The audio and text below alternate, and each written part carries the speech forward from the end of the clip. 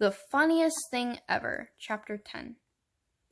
It was pouring outside. Judy's dad would not let her leave for school without an umbrella, and the only one she could find was her first grade yellow ducky one. She wouldn't open a baby umbrella, so she got soaked clear through. The sun is probably shining over at the president's house this second, thought Judy. She felt like a bike left out in the rain. Frank wants to come over after school, too, Rocky told her on the bus. And I have a brand new $10 bill from Nay. We can go to Vic's after school and buy something really rare. Do they have any real gold at Vic's? Was all she said. In spelling, Judy wrote weasels when Mr. Todd had really said measles. In science, when Jessica Finch threw Judy the ball of yarn for their giant spider web, she dropped it. It rolled out the door just when Mrs. Tuxedo, the principal, walked past in high heels. And at the Brush Your Teeth Week assembly, Mr. Tooth picked Judy to be a cavity, on stage, in front of the whole school. She could not get her mind off Stink at the president's house, where she wasn't. Seeing all that real gold, would he get to shake the president's hand? Meet the president's daughters? Sit in a gold chair? Are flags allowed to talk? She asked Frank. Only if they're talking flags. That did it. There would be no living with Stink once he had been to the president's. On the bus ride home, Rocky squirted Frank with his magic nickel. Frank snorted, wiping the drips on his sleeve. Judy pretended it was funny. Really, she was thinking, Stink could be petting the president's puppy right now, this very instant. When Rocky said, I can't wait to go to Vic's, Judy grunted. The three of them half ran through leftover puddles all the way to Vic's. Rocky didn't even stop to cross through China and Japan on the way. What's the big hurry? She asked. I need something, said Rocky, but there's only one left and I need to make sure I get it, he said. When they got to Vic's, Rocky went straight to the counter. Over here, Rocky told them. There's still one left. Judy stood on tiptoes to look in a box on top of the counter. Lying in the bottom was a hand. A person's hand. Judy almost screamed. Frank almost screamed too. Then they realized it was made out of rubber. What do you think? Asked Rocky. Rare, said Judy. Ace, said Frank. It looks so real. Fingernails and everything. Rocky brought the hand and 3 fireballs. What are you going to do with your hand? Frank asked. I don't know, said Rocky. I just like it. When they got to Rocky's house, Judy tried to work on her meat collage, but she was not in a funniest thing ever mood. All the funny stuff that had ever happened to her seemed to have gotten up and left. Marched right out of her brain like a line of ants from a picnic.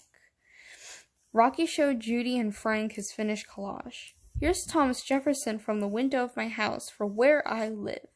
I cut him out of play money. That's good, said Frank, for Jefferson Street.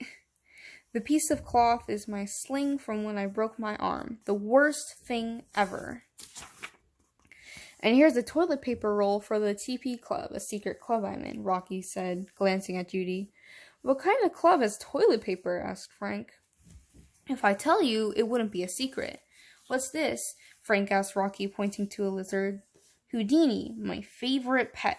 And who's that guy walking through a brick wall? That's my favorite part. My mom made a copy of the real Harry Houdini from a library book.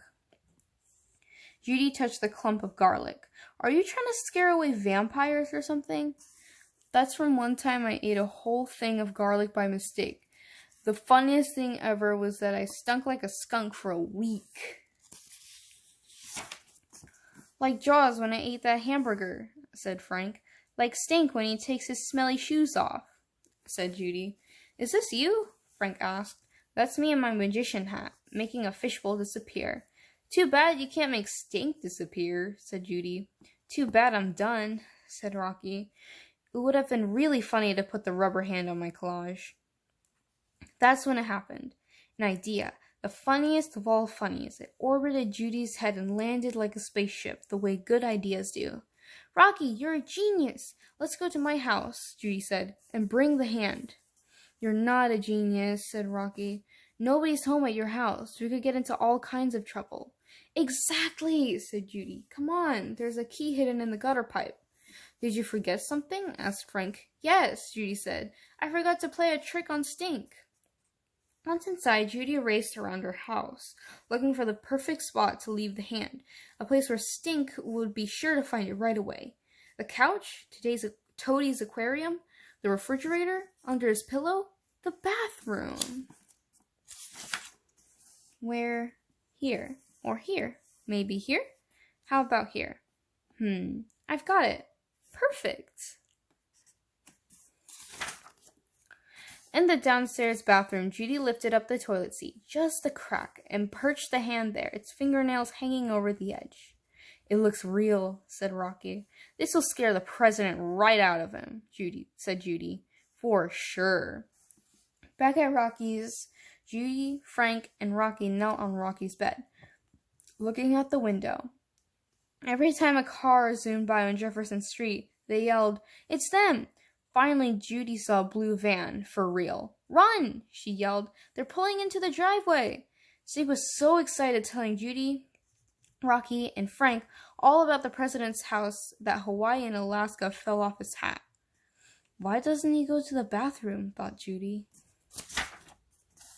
There's a movie theater, I swear. It's at the president's house.